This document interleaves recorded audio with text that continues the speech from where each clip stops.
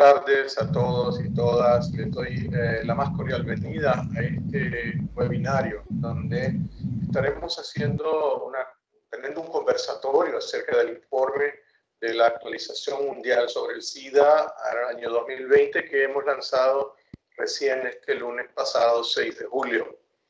En la próxima hora, un poquito más, estaremos junto a Violeta Ros y a Raúl Caporal conversando sobre las respuestas lideradas por las comunidades ante el VIH y los desafíos desde la sociedad civil. Este es un informe que ha subrayado importantemente el papel que las comunidades deben jugar. Brevemente, déjenme presentar a nuestros invitados. Violeta Ros, antropóloga, activista, tantos años, Violeta, delegada de las ONG de América Latina ante la Junta de Gobierno de ONU-SIDA y vinculada a la Red Nacional de Personas con VIH en Bolivia y al Movimiento Latinoamericano y del Caribe de Mujeres Positivas. Bienvenida, Violeta. También doy la bienvenida a Raúl Caporal, director para el Centro de Investigación de Jóvenes y Adolescentes con VIH, quien dirige la Casa Frida, refugio temporal LGTBIQ+, en el marco de la pandemia de COVID-19. Y, por supuesto, muchas gracias a todos y todas que se han integrado a este webinario. Para ONU-SIDA es un placer conversar con ustedes. A quienes están con nosotros siguiendo esta conversación, les doy, por supuesto, una reiterada bienvenida y estaremos leyendo sus preguntas en el chat. Al final habrá un espacio para comentarios y luego este jueves de orgullo será subido a nuestro Facebook de ONU-SIDA Latina.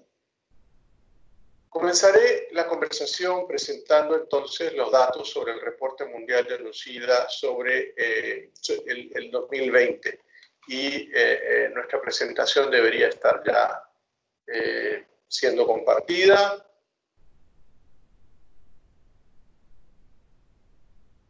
Muchas gracias. Aprovechando el momento, nos habla de, en medio de esta emergencia, en medio de esta crisis sanitaria, que la utilicemos y aprovechemos para abordar las desigualdades. El COVID vino a desnudar lo que ya sabíamos, muchas desigualdades y poblaciones afectadas por esas desigualdades.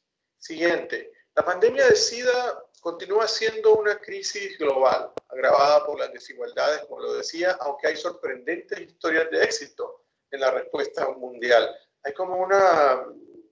Hay historias de éxito, pero al mismo tiempo hay temas que se nos están quedando atrás.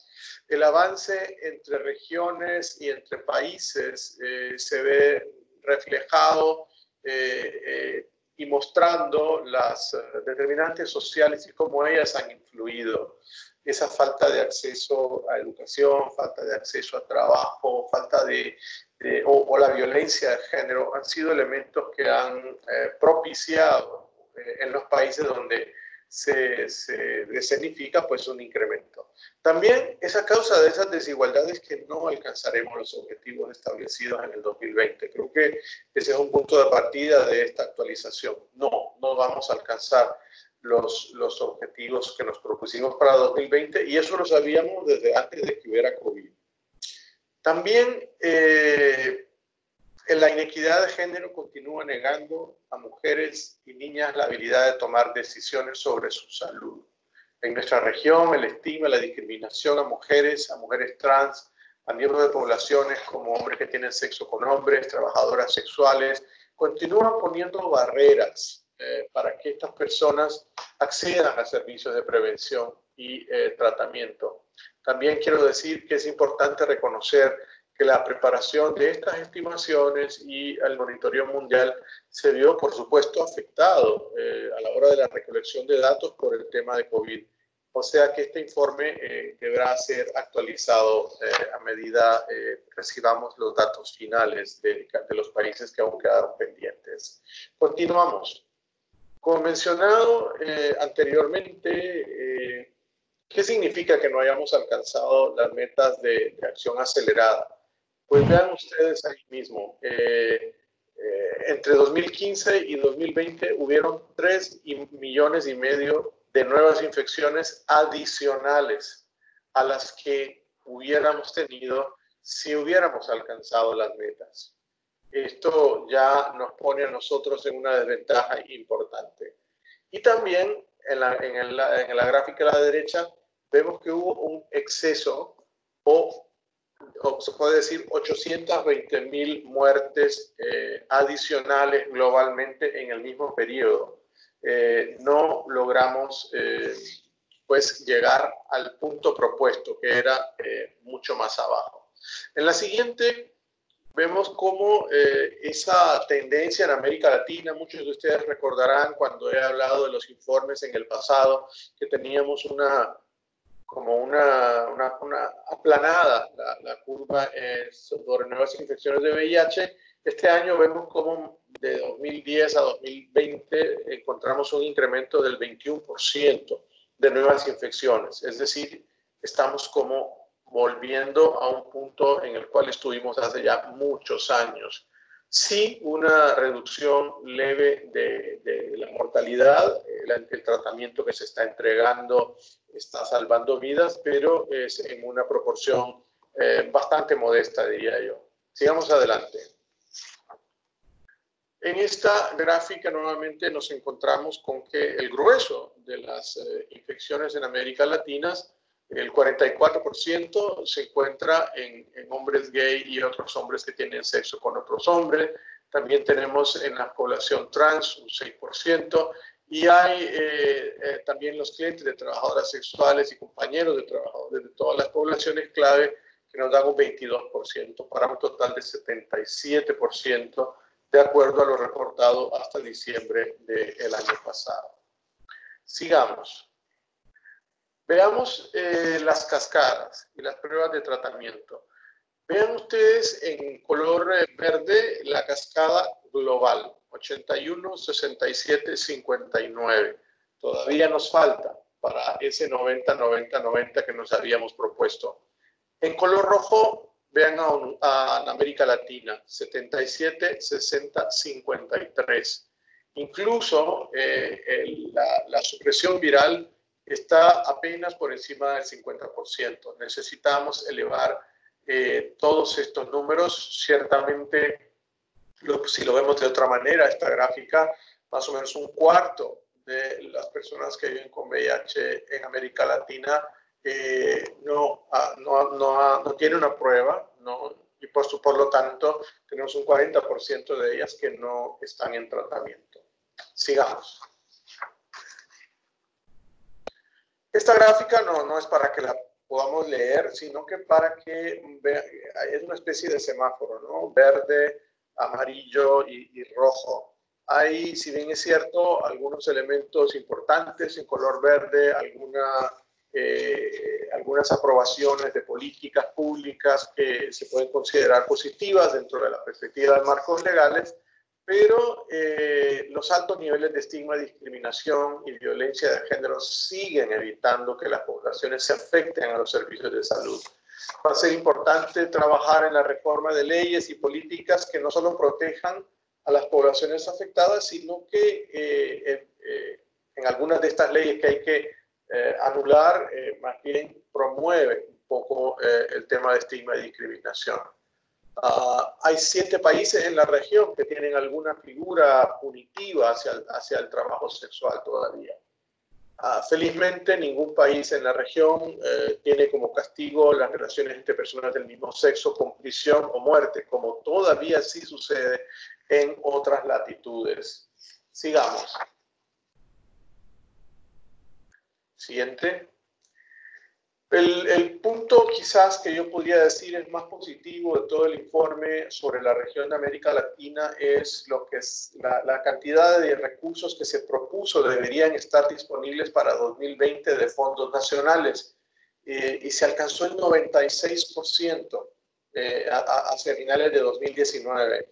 Es decir, que más del 95% de los recursos que se requieren para la respuesta al VIH, o mejor dicho, que se ejecuta para la respuesta al VIH, proviene de fondos propios, proviene de los tesoros nacionales. El Fondo Mundial en América Latina está representando más o menos un 1% de todos los recursos Si nosotros analizamos cómo se gastan estos recursos, sí nos damos cuenta que todavía la cooperación internacional, ese 1% del Fondo Mundial o el 0,2% de los fondos de los Estados Unidos que se gastan en algunos países del Caribe y Centroamérica, son los que se utilizan para dar respuesta a las poblaciones clave. Todavía los recursos propios del país están dirigidos a otras áreas. Entonces, qué bueno que hay recursos nacionales dirigidos a la respuesta, qué bueno que es la región que tiene la proporción más alta alrededor del mundo, pero la forma en que estos recursos se ejecutan es la que debe ajustarse a mi manera de ver. Sigamos. Acciones prioritarias, ya lo había mencionado, reforma de leyes, políticas, prácticas institucionales, no estoy diciendo nada nuevo. La inversión en prevención combinada es esencial. Creo que varios países han adoptado ya algunos mecanismos de prevención combinada. La PrEP, solo Brasil es el único país que la ha adoptado como política de país. Sé que hay PrEP como estudios piloto todavía, ya no deberían existir estudios piloto porque sabemos que funcionan PrEP. Y ojalá que en estos próximos meses podamos lograr que como parte de una intensificación de la respuesta al VIH dentro del escenario de COVID, podamos tener más intervenciones de prevención, incluyendo mecanismos como detección incrementada de VIH a través de la autoprueba, por ejemplo. Hay un tercer componente de invertir en intervenciones de género transformativas, el apoyar el empoderamiento de la autonomía de las mujeres y, por supuesto, los derechos de los miembros de las poblaciones clave. Siguiente. También, a la hora de COVID, hemos dicho insistentemente que no existe al momento evidencia de que las personas que viven con VIH tengan más riesgo de adquirir COVID. No obstante, si una persona que vive con VIH además presenta comorbilidades como diabetes, hipertensión, cáncer, eso sí lo ponen pues a la par que cualquier otra persona que no viva con VIH en cuanto a la susceptibilidad. También con COVID estamos viendo y monitoreando que no haya interrupciones en los servicios de salud y de prevención y tratamiento del VIH. Saben que hemos hecho un llamado muy fuerte acerca de la normativa emitida por la OMS respecto a la entrega de dosis múltiples o múltiples meses de tratamiento. Al menos los países deberían entregar 3 meses de tratamiento a las personas que viven con VIH y idealmente 6 meses. Obviamente cada país puede adaptar esta normativa, pero la información que tenemos, y quiero escuchar de ustedes más adelante cómo lo están viendo, porque es un tema que tenemos que subrayar. Nos preocupa y nos incide muy fuertemente lo que es la cadena de suministros. Y más allá de lo que es los países en India, ¿no?, que son fabricantes, también tenemos países que son los que fabrican las moléculas, que fabrican los medicamentos. Y eso, en vista de que se detuvieron muchas de estas fábricas, se detuvieron muchos de estos procesos de fabricación, pues es posible que nos vayamos a encontrar con desabastecimientos en el futuro. No solo de medicamentos para VIH, estoy hablando de medicamentos en general. Sigamos. Aquí es donde vemos la información que les acabo de mencionar, la dispensación de terapia antirretroviral para varios meses en América Latina. Un poquito más de la mitad de los países reportaron que al menos el 75% de las personas tenían al menos 3 meses de tratamiento. No obstante, cuando consultamos a las personas, pues una gran mayoría nos ha dicho que no tenían esa disponibilidad. Entonces tenemos que encontrar el balance para lograr que todas las personas que viven con VIH reciban su medicamento y ojalá en múltiples meses. Siguiente. Y bien, este ha sido un vistazo. Sé que el lunes tuvimos una presentación mucho más larga. La intención de esta noche es más bien poner ese informe en contexto, ponerlo y conversarlo. Hemos hablado en ese informe acerca de las comunidades y cómo interactúan.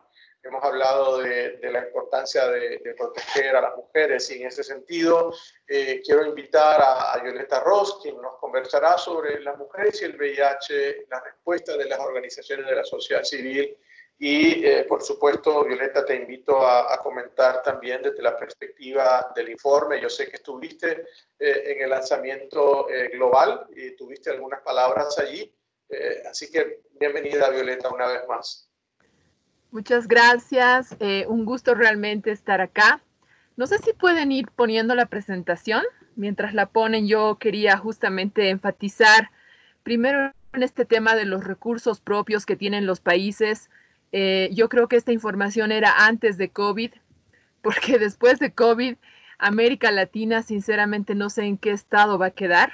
Estamos viendo que la gente se muere en las calles y los gobiernos están siendo llevados a un extremo para responder a coronavirus. América Latina es el epicentro de coronavirus, así que yo creo que esta información habrá que revisar después y también tener la capacidad de plantearle al Fondo Mundial que la transición de América Latina ya no es posible, por lo menos no en las mismas condiciones. El tema del tratamiento multimés, un poco da rabia que esta recomendación ya estaba desde el 2016 por parte de la OMS y es ahora que recién la estamos mirando como una opción. Yo sé que algunas personas con VIH en Chile están haciendo una campaña, pero es sumamente difícil lograr que los servicios de VIH realmente lleguen a implementar esto y en consecuencia, nos tenemos que presentar muchas veces en los centros de salud, corriendo el riesgo de contagiarnos de COVID. Hay 2 centros de VIH en Bolivia que el 80%, si no todo el personal, se han contagiado y se han cerrado los centros por precaución.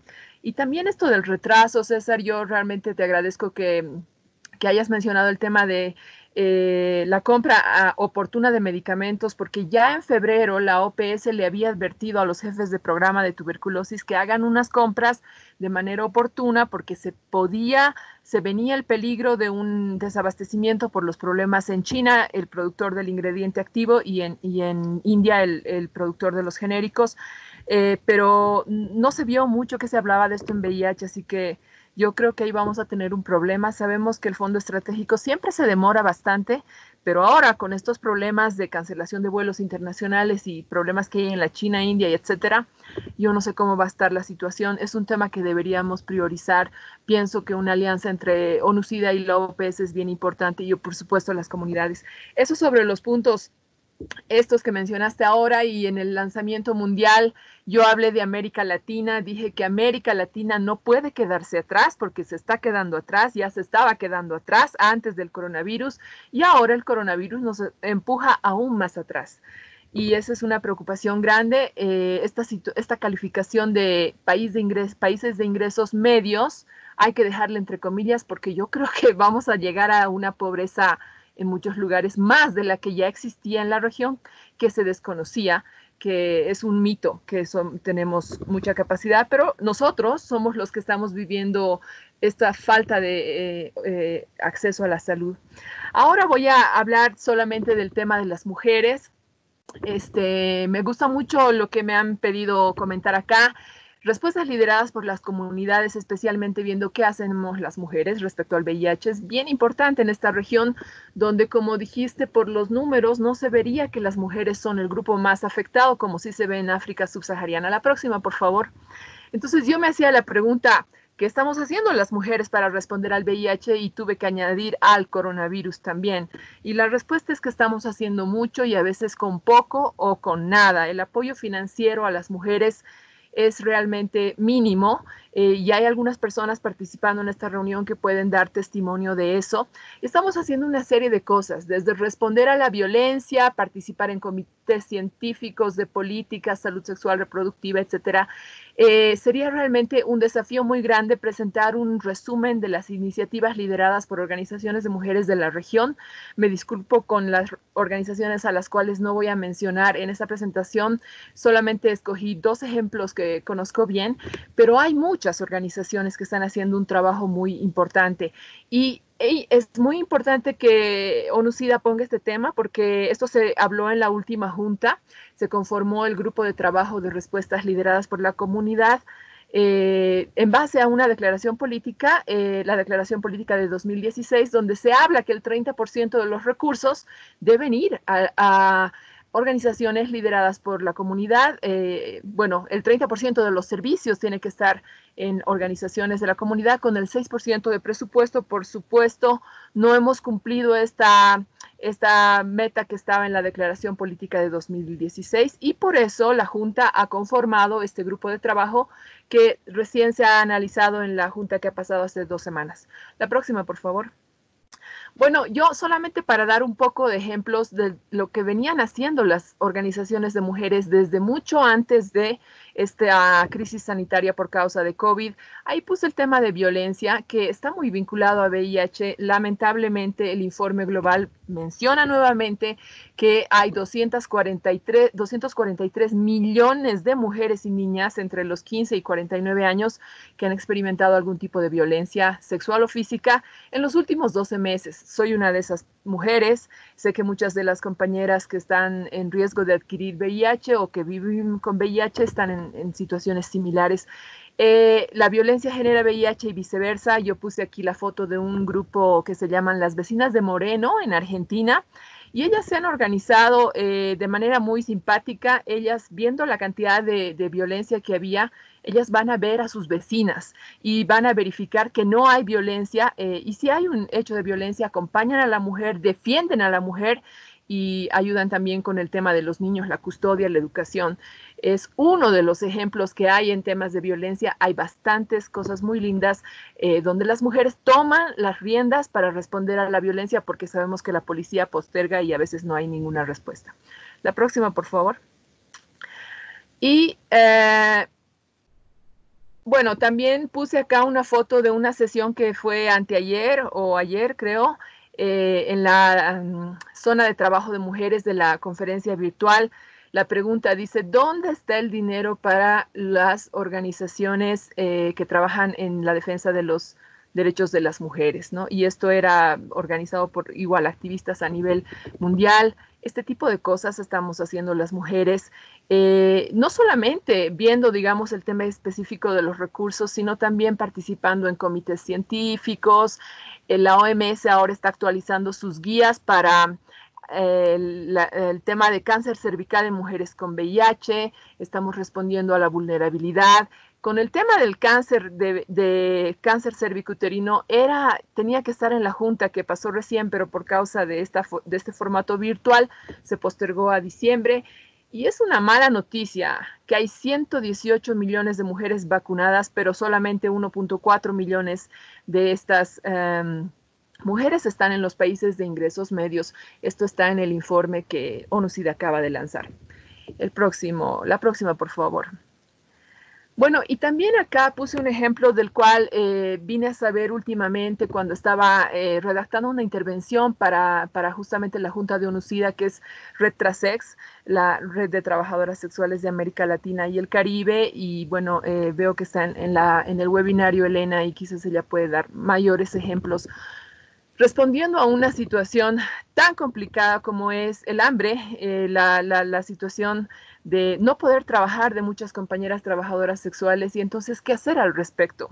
Y ellas pusieron esta imagen en algunas de sus páginas: cuarentena digna, con techo y sin hambre para las trabajadoras sexuales. Creo que es muy fácil para muchas personas decir, quédate en casa, la cuarentena, pero si la gente tiene hambre, van a salir a las calles. Y bueno, el trabajo sexual generalmente no se hace en la casa.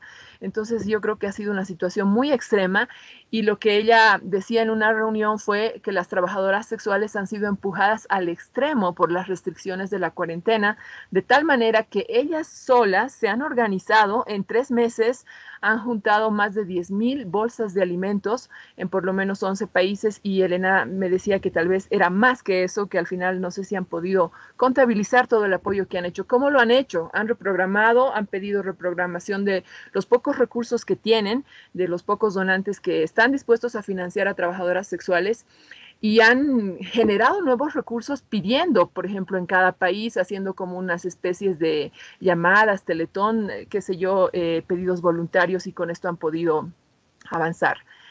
La próxima, por favor.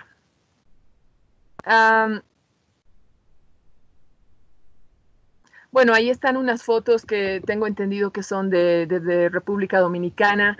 Yo creo que esto es bien importante, aunque sé que ONUCIDA, por ejemplo, y la OPS no son organizaciones de ayuda humanitaria. En estos tiempos, la necesidad de tener alimentos ha sido extrema y grande en muchas comunidades de personas viviendo con VIH y personas que están trabajando en VIH. Activistas que antes lideraban movimientos sociales, los hemos visto realmente pasar hambre. Así que yo creo que después de que pase esta pandemia de coronavirus, vamos a tener que analizar las medidas de protección social.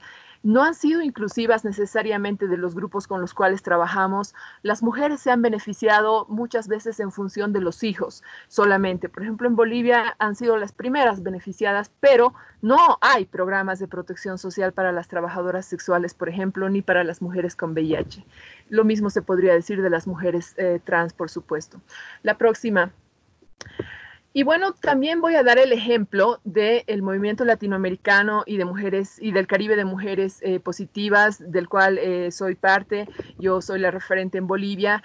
Y en cuanto se surgió la epidemia de coronavirus, el movimiento armó una estrategia que se llama la Estrategia de Plan de Contingencia COVID-19, VIH y SIDA, que tenía 3 ejes principales: el acceso a tratamiento, monitorear, la ayuda humanitaria, alimentos y el acompañamiento, sobre todo porque el aislamiento estaba generando mucha depresión en las compañeras. La próxima, y Marcela Alsina, la próxima, por favor, fue quien lideró esto en el movimiento. Lo primero que se hizo fue generar información sobre la violencia, porque era evidente que la situación de aislamiento estaba generando mucha violencia contra las mujeres. El simple hecho de tener los números a disposición y la generación de muchísimo material fue muy importante. ¿Cuáles son los números que puedes llamar? Hay mucha información que se ha generado en este proyecto. Yo les invito a que vean las páginas del movimiento en las redes sociales y vean la información que se ha generado. Y este proyecto no tenía financiamiento, ni el anterior tampoco, ni el de Retrasex no tenía. Son ellas que se han generado el financiamiento. Y acá también, en cada país, las referentes se han acercado a ONUCIDA, en algún caso se han acercado a UNFPA para poder lograr un apoyo local. La próxima, por favor. En el proyecto del movimiento también hubo un componente de capacitación y de comunicación. Hicieron webinarios, hicieron muchos flyers sobre información COVID, VIH. El miedo era muy grande al comienzo: no nos vamos a contagiar, ¿qué tenemos que hacer las personas con VIH? Entonces se generó mucha información y sé que otras organizaciones comunitarias de mujeres han hecho lo mismo. Yo puse ahí algunas de las fotos de los materiales que han generado, pero hay mucho más que esto. La próxima, por favor. Y también una parte muy importante, la próxima, fue la generación de información estratégica. Como acá, por ejemplo, se puede ver una diapositiva de México y aunque debe ser muy pequeño para que ustedes lo vean, pero ahí están contabilizando el número de personas que se atendieron con una iniciativa que se llamó el Voluntariado por las Américas, que era un enlace en web donde la gente podía pedir una ayuda, sea en alimentos, sea en medicamentos o en apoyo psicológico. Y esto se tiene de cada país. Entonces, con estos datos se puede ver que la gran necesidad era relacionada a los alimentos, pero también al desabastecimiento o que habían medicamentos que se estaban dando por semanas. Entonces, ¿cómo funcionaba esto? Que se recibía eso en un link y luego una persona en el país ayudaba en las gestiones para resolver ese problema. Todo se hacía remotamente, no habían reuniones por las restricciones que existían. La próxima, por favor. También en este proyecto se generó, creo que me faltó una diapositiva por ahí, de información estratégica de cuál era la necesidad más grande, y está claro en algunas diapositivas que la necesidad más grande era generar alimentos básicos para mujeres que sabemos están en el trabajo informal, y creo que lo mismo le puede pasar quizás a muchos varones. No pudiendo trabajar, han llegado a situaciones de pobreza bien fuertes. Esto fue importante. No se hizo en todos los países. Yo, por ejemplo, no lo hice en Bolivia, pero las compañeras de Colombia, las compañeras de Argentina se movilizaron de una manera maravillosa. En Uruguay hicieron estas comidas solidarias con chorizadas para generar este apoyo. O sea que hay maneras de hacer esto, y esto, repito, que fue sin financiamiento. Yo me imagino qué hubiera pasado si hubiéramos tenido un apoyo real, ¿no? Si hubiera podido llegar a mucha más gente. La próxima, por favor. ¿Eso era todo? Bueno, entonces yo puse estas imágenes tan solo para dar un poquito la idea de lo que están haciendo aquí y ahora organizaciones lideradas por mujeres. Sé que hay muchísimos más ejemplos y que esto tal vez es muy cortito para resumir estas iniciativas. Están acá presentes las personas que dirigen estas redes. Está Elena, está Marcela y creo que también está Mirta. Lo que quiero enfatizar es esto: ¿por qué tendrían que darse estas respuestas a situaciones tan terribles como la violencia o el hambre solamente con el apoyo autogenerado? ¿Por qué no podemos hacer que se vuelva real esta recomendación que estaba en la Declaración Política de 2016, que por lo menos el 6% de los recursos disponibles en VIH estén en las organizaciones comunitarias? Este webinario es sobre eso, sobre las respuestas lideradas por la comunidad. Bueno, aquí estamos liderando las respuestas, pero con poco o muy poco financiamiento. Esas son las reflexiones que quería traer. Muchas gracias. Muchísimas gracias, Violeta. Realmente tus palabras reflejan, como bien lo acabas de decir, lo que nuestra directora ejecutiva, Winnie Byanyima, ha planteado sobre la agenda de igualdad de género que debemos empujar. Hemos sido testigos del trabajo que se ha hecho por parte de las dos organizaciones que tú has mencionado, Retrasex, el Movimiento de Mujeres, y de hecho hemos compartido con nuestros colegas en la sede acerca de la importancia de replicar este tipo de iniciativas. Próximamente, cuando entremos después el conversatorio un poquito más amplio, podemos hablar de las opciones que tú dices, y que bueno, que sea esta como una conversación que también queda abierta, porque COVID, como tú lo dijiste al principio, si los gobiernos desplazan los recursos para VIH, para cubrir COVID, efectivamente vamos a tener muchísimos problemas.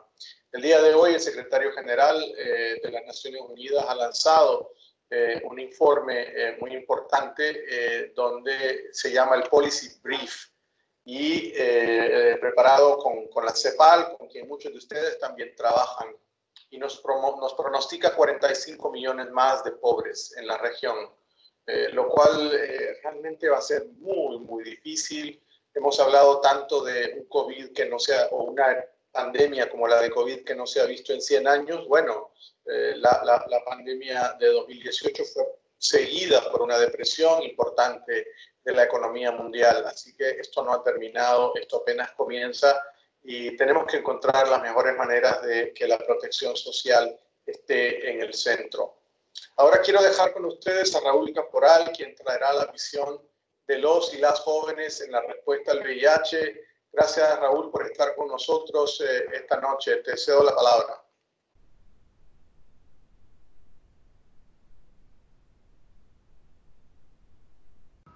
Ahí está, ¿verdad? ¿Me escuchan? Sí, Raúl, sí. Adelante. Enciende tu cámara y te escuchamos. Claro que sí. Ahí está. Muchísimas gracias. Muy buenas noches a todas y a todos quienes están aquí acompañando esta mesa virtual. sé que es complicado, pero me encanta ver cómo las acciones y el trabajo que está realizando ONUCIDA continúa, ¿no? Aprovechando y maximizando el uso de estas tecnologías que nos acercan y que nos siguen informando y podemos tener un mejor contexto de qué es lo que está sucediendo en la región latinoamericana. Me ha parecido súper interesante conocer un poco de lo que es el informe 2020 que ha sacado ONUCIDA, pero también yo quisiera hacer algunas reflexiones en cuanto a las respuestas, justo el nombre de este panel, las respuestas comunitarias ante el VIH en el marco de la pandemia por COVID. Y para ello quisiera arrancar recordando que antes de que llegara la pandemia, la región ya estaba viviendo cambios muy importantes, se estaba enfrentando constantemente a estos cambios sociopolíticos de una manera muy rápida, que costaba trabajo comprenderlos y que generaban un camino mucho más complejo para el trabajo de las organizaciones de la sociedad civil y también las agencias de la cooperación internacional, incluido también, por supuesto, las respuestas país mediante los programas nacionales. Ha sido complicado el poder responder desde las personas que con VIH, al menos en México, que viven ante un sistema de salud muy fragmentado, que para tomar decisiones unilaterales ha sido muy complejo el poder generar estas estrategias para la continua atención y el poder continuar en el acceso a los tratamientos antirretrovirales, entendiendo también que ha sido una gran problemática en el resto de la región y que, bueno, las organizaciones civiles en gran parte, por lo menos de México, se vieron muy debilitadas, ya venían siendo debilitadas por el corte de la contratación social, por tanto, muchas se encontraban no en su 100% de capacidad de respuesta al momento de la llegada de la pandemia COVID, así que ha representado un gran reto, un reto histórico, en el cual también ha representado una gran oportunidad para seguir fortaleciendo y unificando estos esfuerzos de la respuesta ante el VIH desde las organizaciones de la sociedad civil. Sí, hoy vemos en el informe también que todavía sigue siendo un 70%, se encuentra concentrada la pandemia en un 70% en hombres que tienen sexo con otros hombres, ¿no? De las nuevas infecciones en la región, y también no hay que quitar de la mira esta parte.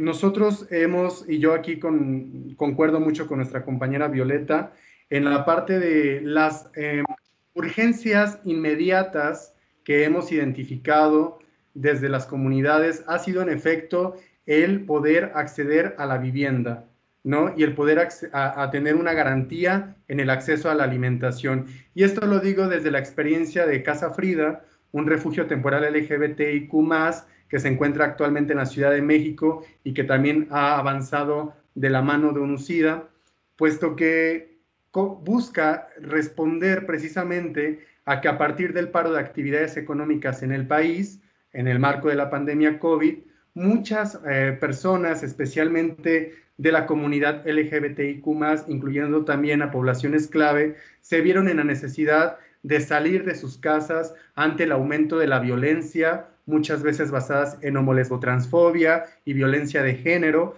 que se incrementaron junto con el aumento del nivel de ansiedad y de estrés debido al confinamiento, ¿no? De esta campaña del quédate en casa y el continuar viviendo estas violencias que ya existían, pero más bien vimos una acentuación de las mismas. Muchas personas, especialmente jóvenes, han tenido que salir de sus casas buscando este tipo de refugios. Lamentablemente, los países de la región no cuentan con la capacidad ni con los programas de refugio con sensibilidad a atender a las poblaciones de la diversidad sexual, ¿correcto? Entonces ha representado un gran reto el cómo estas organizaciones se han tenido que reorganizar y poder llevar a cabo iniciativas como lo es Casa Frida, que hoy día alberga a más de 30 personas, muchas de ellas en su mayoría jóvenes, algunas son personas con VIH, a las cuales hemos tenido que aprender a brindar un acompañamiento integral, especialmente en el cuidado de la salud mental y el cuidado de la salud sexual, reconociendo también que venían escapando de casa, muchas de ellas sometidas a estos llamados o denominados esfuerzos de terapias de conversión, que básicamente son torturas a las cuales eran sometidas pues estas personas, especialmente jóvenes. Y algo que también siempre concuerdo con mi compañera Violeta, es la parte de que la violencia genera también nuevas infecciones. Entonces, es reconocer esa parte, reconocer también que ante la llegada del COVID, no sé bien, pero existe la percepción de que muchos programas no tuvieron la capacidad de continuar brindando acceso a los insumos de prevención. Inclusive los protocolos PrEP en México, aunque generaron algunas estrategias, según comentan, para brindar medicamento por adelantado, la verdad es que muchos no accedieron a este medicamento por adelantado, dejándoles, vaya, sin el acceso al PrEP o la continuidad al mismo.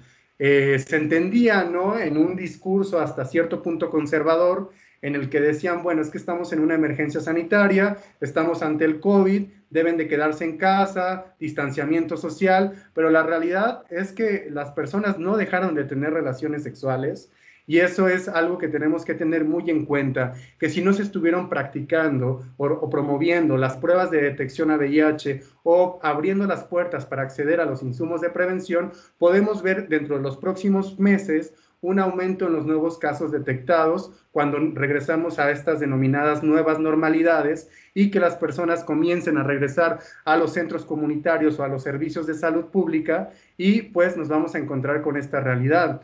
Entonces es bien importante seguir fortaleciendo estas iniciativas que nacen desde las comunidades en la región, dentro de ellas principalmente estos espacios de asilo, de refugio, que puedan brindar los servicios de alimentación, de vivienda, de vinculación a los servicios de salud, para la continua atención en los tratamientos de VIH, pero también para generar habilidades para la vida, y que el día de mañana que regresen a las nuevas normalidades, por supuesto, una realidad que no es nada parecida a lo que dejamos meses atrás, donde, por supuesto, vamos a enfrentarnos a un incremento en la pobreza y a un nivel de desempleo histórico en toda la región. Por supuesto que esto, con todo lo que conlleva, es el aumento de las violencias también, ¿no? Entonces, es importante esa parte. Y bueno, también es muy interesante saber que apenas el 1% viene del Fondo Mundial y que el 99% de los recursos siguen por parte de las arcas del Estado. Yo me pregunto aquí si en los nuevos presupuestos federales, por lo menos hablando por México, cómo se va a contemplar los recortes a los sistemas de salud, que deberíamos de tener la experiencia a partir de la llegada del COVID, que la salud tiene que ser primordial en todos los países, el financiamiento a la misma, ¿no? Porque pues sabemos que no estamos seguros, pero el COVID va a estar presente por lo menos hasta que no exista la vacuna, ¿no? Y que sea accesible para todas y para todos. Entonces vamos a poder ver también la llegada de las influencias, ¿no? Influencias en la parte de los inviernos, ahora en la América del Norte, que también va a llegar a complicar. Entonces, sí es bien interesante, ¿no? Sobre todo cuando vemos que estamos lejos todavía de llegar a la supresión viral, que no llegamos ni siquiera al 60%, y igual que en acceso al tratamiento en América Latina vamos en un 60%, alrededor de un 60%, entonces sí es como complicado y tendríamos que darnos prisa, generar mejores y fuertes procesos de incidencia política a nivel país para continuar presionando a los programas y a los tomadores de decisiones de que, bueno, puedan fortalecer la continua atención, el acceso a los insumos de prevención. Y hasta aquí quisiera dejar mis reflexiones para continuar la llamada. Muchas gracias, doctor César. Muchísimas gracias por tu intervención, Raúl. Y la verdad es que has tocado varios puntos muy importantes. Ya Violeta había comenzado con el tema de protección social. Tú has enfatizado también una realidad, y es los clamores por inversión en el sector salud que hubieron por los últimos 10 años y los cuales no fueron respondidos. Son prueba, ¿no? Ahora mismo de cómo nos encontró una pandemia totalmente sin preparación y no hubo posibilidad de responder de la manera más adecuada posible. Ya había mencionado yo el tema de las cadenas de suministros, en el tema de medicamentos, pero como también había mencionado, vamos a tener que tener mucha atención para las cadenas de alimentos. Cómo se está, estamos dependiendo del país donde estemos, la latitud donde estemos, cuando se empieza a sembrar, se está pudiendo entregar semillas a los productores. Tiene que haber una inversión muy importante. El otro punto que quisiera subrayar de lo que acabas de decir es pues el aislamiento, la cuarentena que fue necesaria. No obstante, citando las palabras de la señora alta comisionada de los derechos humanos, la pandemia no es una excusa para obviar los derechos humanos. Sí, por supuesto, son bienvenidas las acciones que están orientadas a la salud pública y dentro de ellas la cuarentena tiene un papel, pero ahora mismo en la región, ese epicentro que estamos viviendo se debe a que están rebasados los sistemas. Ya no, la trazabilidad está pasando a un segundo término. Tenemos que lograr que en algunos países incluso se establezcan sitios para poder tener aislamiento. ¿Cómo le puedes pedir aislamiento? Creo que ya lo decía Violeta, a una familia que vive en una sola habitación, ¿no? En una habitación de 4x4 o inclusive menos. Creo que esos son los temas que van a tener que integrarse en la agenda nuestra con mucha más fuerza. Y ustedes saben que en ONUCIDA en este momento estamos por lanzar, hemos lanzado, mejor dicho, nuestro proceso de la nueva estrategia. Yo quisiera pedirles a ustedes, a menos que Eduardo me avise si tenemos preguntas de los que están participando para los colegas, ¿cómo miran ustedes en esta nueva, yo no quisiera llamar nueva normalidad porque no creo que tengamos en este momento una normalidad, sino que una nueva realidad? De cara a ese desarrollo, Violeta, de la nueva estrategia de ONUCIDA, y tú estuviste en la reunión de nuestro PCB, ¿cómo ONUCIDA puede facilitar o mejorar ese empoderamiento del cual hablamos tanto en la sociedad civil? Yo siento que el compromiso siempre ha estado ahí, pero ¿cómo logramos que ese compromiso se transforme a través de la disponibilidad de recursos o a través de más asientos alrededor de la mesa de toma de decisiones? Esta semana hemos estado en coincidencia a la Conferencia Mundial del SIDA con la reunión de alto nivel político en Nueva York, que otra vez en esta ocasión no ha sido presencial, sino que ha sido por video. Los países, yo creo que la mayoría de los que van a presentar, lo van a hacer la próxima semana, van a decir cómo están sus avances respecto a los objetivos de desarrollo sostenible, una Agenda 2030 que todavía es vigente. ¿Cómo ONUCIDA entonces, Violeta, y luego te paso a ti también, Raúl, para la perspectiva de los jóvenes, puede permitir o facilitar ese rol más activo de la sociedad civil? Bueno, mira, César, yo ponía en los comentarios que es una preocupación grande que en meses de cuarentena estamos perdiendo los logros de años. La consulta necesaria con la sociedad civil no se hace ahora tanto, o ya directamente no se hace, ¿no? Porque todos estamos mandados a estar en cuarentena. Entonces es muy difícil hacer seguimiento de los presupuestos. Finalmente, algunos gobiernos están invirtiendo en salud, pero de una manera atolondrada. No sabemos en qué están usando. Hace poco el exministro de Bolivia fue a la cárcel por una sobrecompra de ventiladores, bueno, con no sé qué, sobreprecio de $6 millones. Claro, como estaban haciendo las cosas solos, no había sociedad civil que haga vigilancia comunitaria. Cosas importantes que el VIH nos ha enseñado en salud pública: participación, pedido de rendición de cuentas, estar en la implementación, en la evaluación de esos programas, se están perdiendo en meses. Y eso implica también al Fondo Mundial, que el Fondo Mundial, no sé por qué razón, ha venido a los países a decir: si quieren, usen el dinero que tienen en VIH y en tuberculosis para responder a COVID. Claro, lo han hecho. Lo primero que han hecho es donar los caletras. Lo primero que han hecho es llevar los GeneXpert para que se hagan diagnósticos de COVID sin consultar a la sociedad civil. Entonces, ONU-SIDA nos tiene que ayudar a proteger todo lo que hemos conseguido con el movimiento de VIH, que es derechos humanos, equidad de género, igualdad, ver a las cuestiones sociales. Esto no es solamente una cuestión de un virus, y ahora hay otro virus que nos está ayudando a entender mejor el mensaje. Y la gente, la comunidad. Y mucho de esta epidemia se podría detener con el comportamiento social, pero siguen pensando la vacuna, ¿no? Cuando en lo que tendríamos que invertir es enseñarle a la gente cómo evitar contagiarse. Bueno, no se ha entendido el mensaje, lamentablemente tenemos que pasar otra epidemia. Pero a la vez que aprendemos a responder a este nuevo virus que está por ahí, yo creo que no podemos retroceder nada. Y ahí ONU-SIDA es clave que nos ayude a proteger esos recursos. Y por supuesto, el tema de los medicamentos es bien esencial, ¿no? Imagínate si no garantizamos la producción de los laboratorios genéricos de la India. Yo si hubiera sabido esta noticia el día del lanzamiento, lo hubiera dicho. Espero que los 40 millones y más de personas con VIH nos levantemos y realmente hagamos protestas, porque no podríamos aceptar una situación así.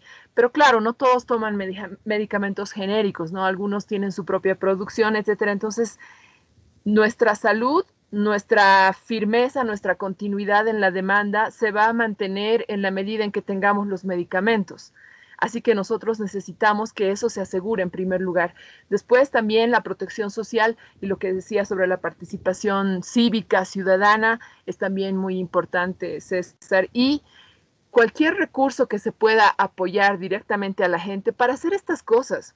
Mira, el proyecto que hizo el movimiento generó, creo, en dinero, $5,000, es lo que me decía Marcela, pero que ellas se lo buscaron aquí y allá. El de Retrasex creo que no tuvo ningún financiamiento así de ninguna agencia, ellas se lo buscaron.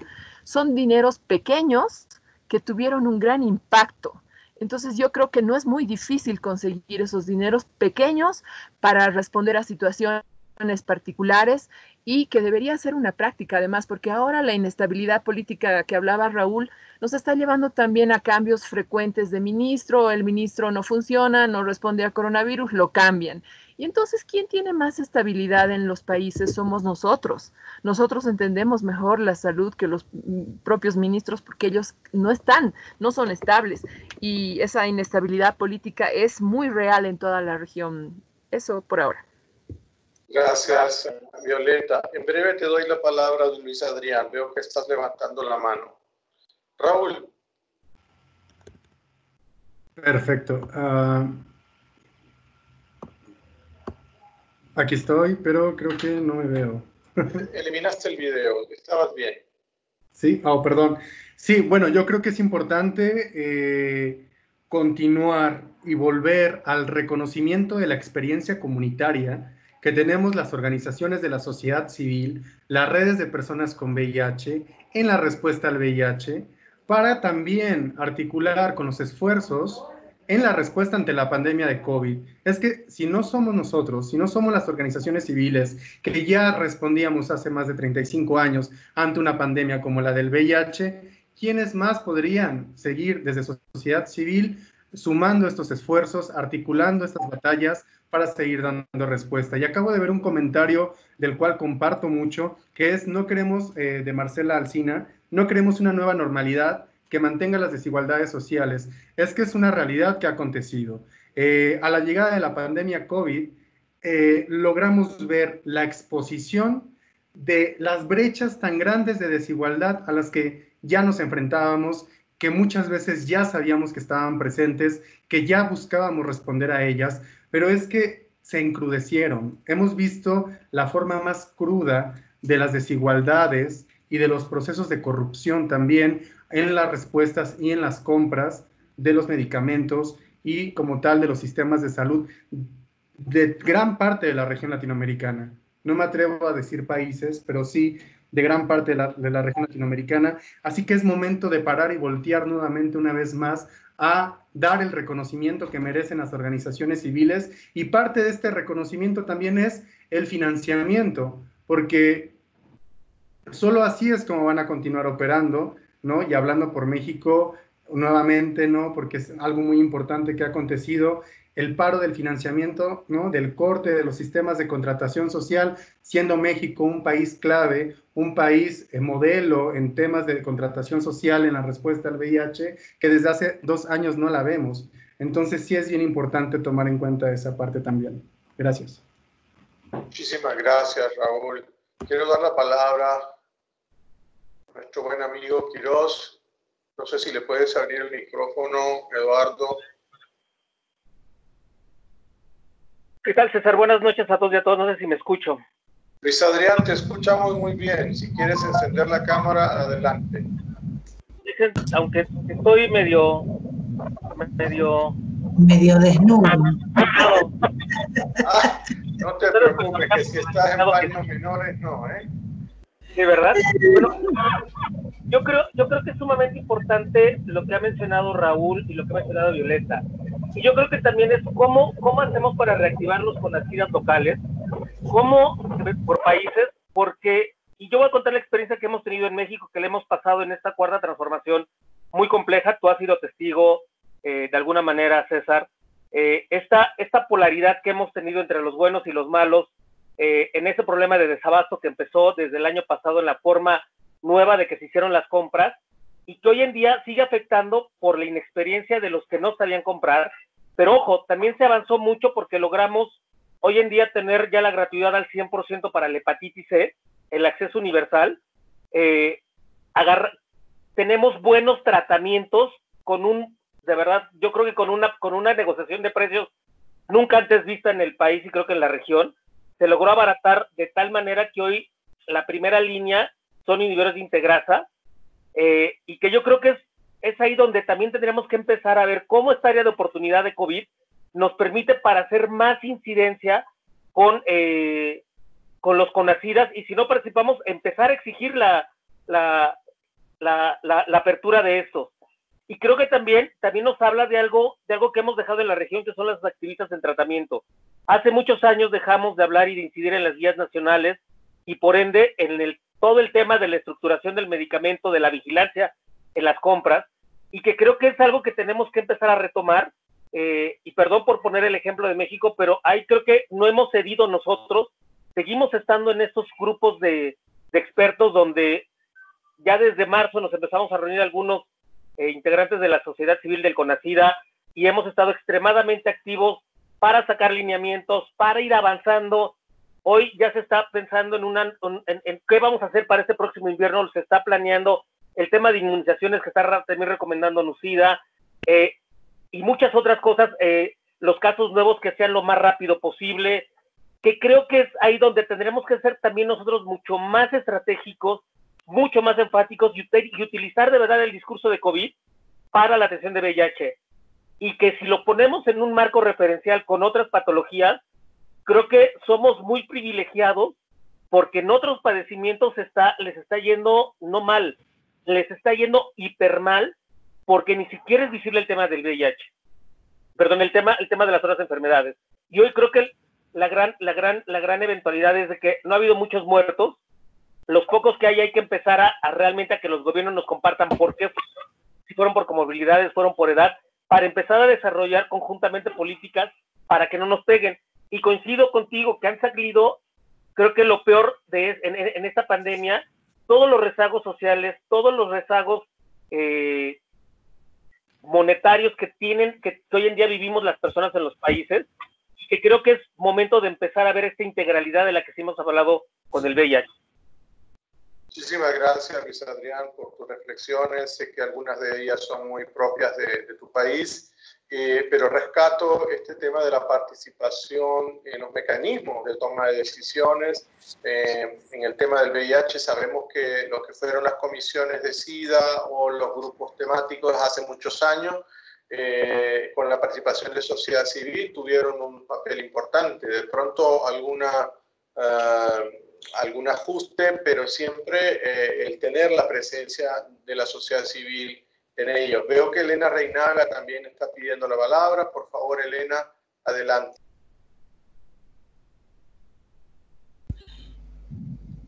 ¿Me escuchan? Sí, Elena, te escuchamos. ¿Me escuchan? Ah, bueno, buenas noches. Bienvenida, Elena. Bueno, muchas gracias. Buenas noches. Bueno, acá es muy de noche, acá ya son las 10 de la noche. Bueno, la verdad que no voy a ser repetitiva, acuerdo muchísimo con todo lo que se está diciendo. Yo quisiera decir dos cosas. El Fondo Mundial por mucho tiempo, o los últimos años, hablaba mucho de la sostenibilidad, ¿sí? Y la verdad que la pandemia vino a mostrar que en América Latina las organizaciones de la sociedad civil son sostenibles. Porque nosotras somos creativas, y estoy hablando de todas y de todos.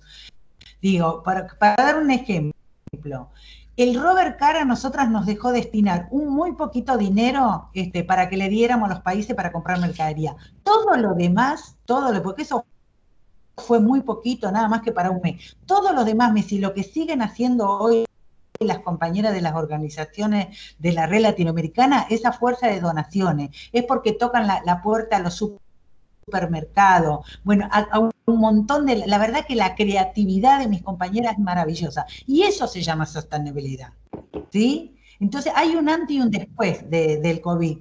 Para mí hay un antes y un después. Tal vez hay muchas muertes, pero también nos está haciendo despertar, valorizar lo que nosotras somos, ¿no? Nosotras y nosotros. Y también esta cosa de no dejar monitorear los presupuestos de cada uno de los países. Hay que monitorear. Nosotras empezamos de vuelta a capacitar. Ayer participaron 40 compañeras en presupuesto participativo ciudadanía, para que las compañeras aprendan y vayan a monitorear no solamente el presupuesto de VIH, sino el presupuesto de las mujeres, el presupuesto de la vivienda, cómo los gobiernos, cómo los municipios se gastan el dinero que nosotras mismas aportamos, que nuestro pueblo aporta en los impuestos, ¿no? Y cómo no nos rinde cuenta de cómo se gastan ese dinero. Así que bueno, nada, quería aportar eso, felicitar a los compañeros y a las compañeras, y muchas gracias, Violeta, por nombrarnos, ¿sí? Muchas gracias, Elena. Y les reitero que como parte de nuestra estrategia estamos colocando algunas preguntas en ese sentido, reflexiones de cómo podemos avanzar. Sabemos las dificultades, sabemos los desafíos, cómo las determinantes sociales han dejado fuera a una cantidad importante de personas de sociedad civil, pero tenemos que identificar así, muy puntualmente, qué mecanismos podemos utilizar. Yo sé que ya desde antes de COVID teníamos los comentarios de una sociedad civil que de pronto se había enfocado mucho a la implementación de los proyectos del Fondo Mundial, que la abogacía de pronto había bajado de tono. ¿Cómo hacemos para volver un poco a levantar esas voces? ¿Cómo la epidemia nos afecta? Sí, ya lo hemos descrito, pero ¿cómo podemos sobrellevar esa afectación? ¿Cómo nos vamos a encontrar? ¿Cómo aprovechamos la tecnología para poder tocar estos temas y tener un análisis que América Latina, como bien lo ha dicho Elena, en el pasado lo logró y estoy seguro que lo podemos seguir haciendo? Veo que Willy está pidiendo la palabra. Willy, por favor, adelante. Tenemos, creo que, unos 5 minutitos más de sesión.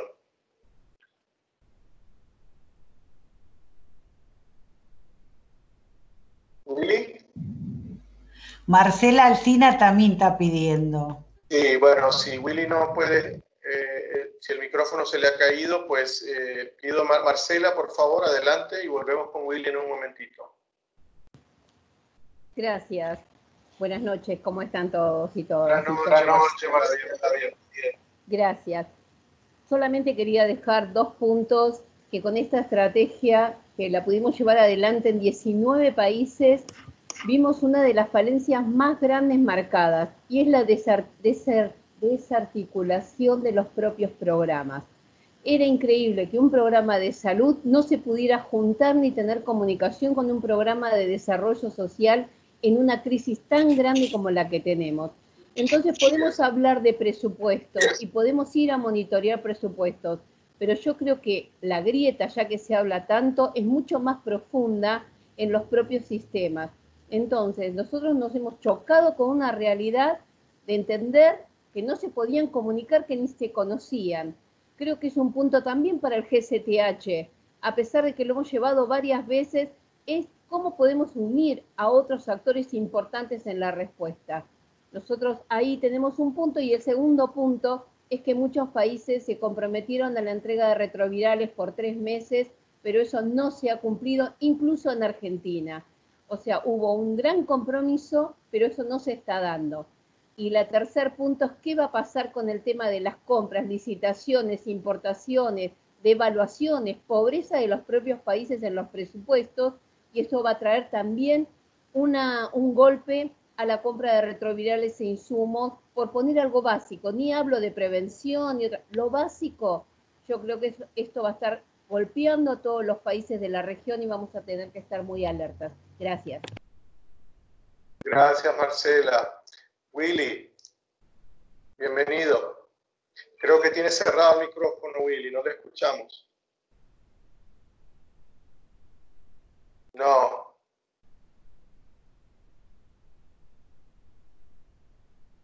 Te vemos muy bien por el video, pero el audio no llega, Willy. No llega. Es una pena, Willy, lo siento. Por alguna razón no estamos recibiendo tu audio. Pero tal vez, si me permite, Willy, resaltar cómo el día de ayer hemos tenido un interesante webinario organizado por REMPO con pueblos indígenas y representantes de pueblos indígenas de varias latitudes de las Américas. Y hemos hablado justamente cómo también los pueblos indígenas han sido el rostro de la inequidad en esta parte del mundo, y todo este tema de la protección social, que han carecido de esa protección social por muchos años, por cientos de años. Y en ese sentido, les he invitado así como he invitado a todos los que están conectados en este momento, a colocar sus ideas en estas consultas que tenemos desde ONUCIDA para la preparación de nuestra estrategia. Violeta, tú has estado más cerca tal vez de nuestra directora ejecutiva en los últimos días y has escuchado el espíritu que ella quiere implantar a través de esa nueva mirada de ONUCIDA camino al 2030, a través de esa nueva estrategia. Vamos desde nuestra oficina regional a promover más diálogos como este. Hoy yo escucho un llamado a la participación, un fuerte llamado a la rendición de cuentas, que se ha dicho de varias maneras. Creo que todos, incluso los que han participado fuera de nuestros oradores, han mencionado la corrupción como un punto que ha traído más temas negativos en varios países, y que por supuesto la corrupción en un tema como este que se representa la vida de las personas cuando no llega un medicamento, cuando no llega un mecanismo de protección social o cuando hace falta un respirador.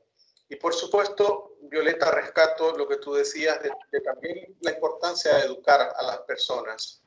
Yo quiero, antes de cerrar, y le voy a dar la palabra a finales a Violeta y a Raúl, mostrar aquí en pantalla, y déjame ver si puedo compartir mi pantalla.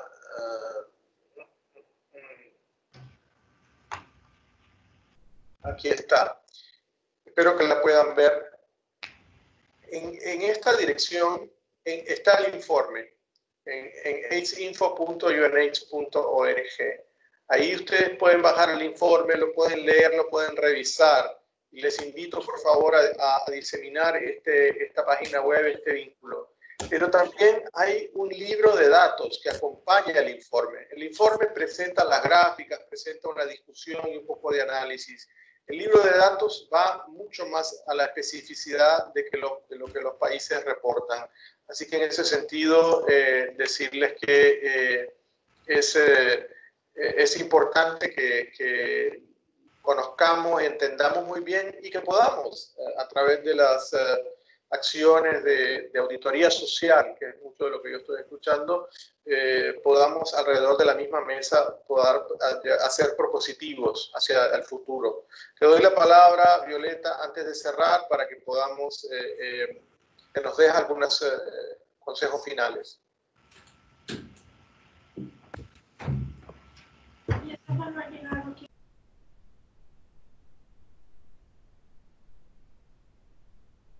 Creo que estás en mute.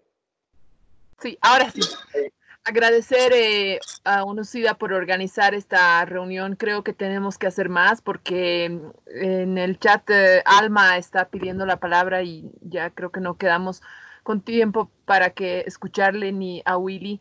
O sea, tenemos que organizarnos otra vez, César. No sé cómo vamos a hacer, pero tenemos que organizarnos. Yo veo que tenemos que, como el trabajo de los arqueólogos que cuando están construyendo un edificio y encuentran en lo que tendría que ser el cimiento del edificio un hallazgo arqueológico y antes que empiece la construcción tienen que ir a rescatar. Yo siento que tenemos que hacer eso, ir corriendo a rescatar las cosas que habíamos ganado en VIH. Eso va a requerir mucho trabajo y es muy complicado hacerlo de manera remota, pero creo que vamos a tener la creatividad, como decían algunos compañeros, de proponer y de hacer estas cosas y participar en el desarrollo de la estrategia de ONUCIDA, porque eso va a tener que considerar todas estas situaciones a las cuales se nos ha enfrentado en el mundo ahora. Yo tengo mucha confianza porque la comunidad de personas con VIH y de activistas en VIH tenemos mucha resiliencia, hemos atravesado ya una pandemia y yo creo que somos el grupo más capacitado del mundo para poder enseñarle al mundo cómo vivir con un virus, pues, por último. Así que yo estoy muy confiada en nosotros, en nosotras, en nosotros, un poco preocupada también, pero sé que vamos a atravesar esto. Gracias. Muchísimas gracias, Violeta. Raúl, desde la perspectiva de los jóvenes. Bueno, gracias, doctor. Yo nada más cerraría diciendo que también es importante avanzar en estas deudas legislativas que tenemos en toda la región, como lo es el acceso a la seguridad social igualitaria, es decir, entre personas del mismo sexo. Muchas veces se ha avanzado en el reconocimiento, por ejemplo, del matrimonio igualitario, pero no todas las legislaciones en la región conlleva o implica también el acceder a los amplios beneficios que tendría la seguridad social. Entonces, es importante partir también desde ahí, desde estas deudas históricas. Y desde la parte más romántica también creo que sería importante el seguir interseccionalizando las respuestas.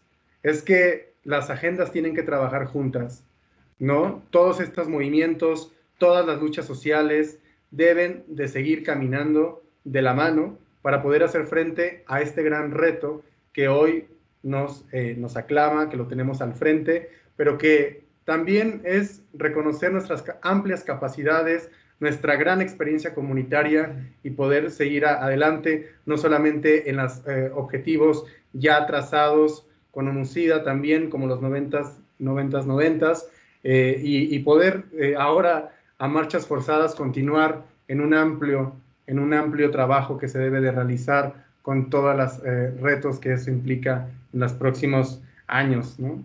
Muchísimas gracias por la invitación y felicidades nuevamente por la organización de ONUCIDA de abrir estos espacios mediante el uso de las tecnologías para seguir acercando a las comunidades. Gracias. Muchísimas gracias a ti, Raúl. Quiero hacer una excepción porque no quiero que nos vayamos sin haber escuchado a Alma de León, que nos dice que había estado levantando su mano insistentemente. Alma, disculpe que a lo mejor yo no me percaté, pero si nos quiere dirigir la palabra, tiene por favor el micrófono. Buenas noches, gracias César. De verdad sé que el tiempo pues es oro en estos tiempos de COVID, donde la reunionitis virtual se ha hecho también bastante cansada. Entonces, quisiera nada más puntualizar en 3 situaciones. Una, definitivamente redoblar y apoyar el esfuerzo, lo que ya se ha dicho sobre protección social, no lo voy a repetir, pero debemos de involucrar ahora a la empresa, a la iniciativa privada. A esa iniciativa no de pequeño empresario, sino a la grande industria, a la grande empresa. Creo que esto es importante. El tema de mecanismos para permitir realmente hacer eficiente la inversión de medicamentos en los distintos países. Sabemos que un buen porcentaje, si vamos a monitorear los presupuestos, ya lo hemos hecho antes y no hay diferencia ahora. Vamos a comprar, pero vamos a comprar bien. Vamos a tener eficiencias y vamos a invertir esas eficiencias en todas las falencias que tenemos en los sistemas de salud. Y el otro tema es definitivamente sin el involucramiento de la sociedad civil no se puede lograr. Está más que demostrado que ha sido la sociedad civil quien ha salido al frente de esta pandemia. Entonces, esos 3 puntos, considerarlos, y yo creo que hacer un buen plan con seguramente las disertaciones que se han tenido, en total apoyo con Violeta, con Raúl, y con los demás activistas que han participado en este, de verdad, recorrido de reuniones, y gracias también a ONUCIDA, porque sé que el acompañamiento siempre está ahí, pero también hacer un alto a la industria, ya no permitir el abuso, porque decimos desde ALPIC, cuando hay una urgencia nacional, los países, y no hay uso comercial, los países pueden lidiar con su epidemia. Ahora hay una pandemia mundial. La gente se va a morir si la industria nuevamente pone sus abusos de compra a precios elevados. Entonces debemos crear ese mecanismo y generar protección a lo biotecnológico, que no es de la industria, es de la sociedad. Gracias. Muchas gracias, Almita. Yo sé que de parte de usted tenemos ahí una iniciativa muy importante. Y creo que sí, Violeta, vamos a volver a esos mecanismos de encuentro que solíamos tener con sociedad civil. Creo que está más que demostrado que las videoconferencias pueden ser un mecanismo útil, y tenemos que nada más ver el mejor momento para poder hacerlo no muy lejano al día de hoy. Cierro la reunión agradeciendo a nuestros invitados, pero a todos ustedes que han participado. Realmente sus aportes han sido enriquecedores de la conversación, y en ONUCIDA a nivel regional quedamos con nuestras puertas abiertas para continuar con este diálogo. Les deseo feliz noche.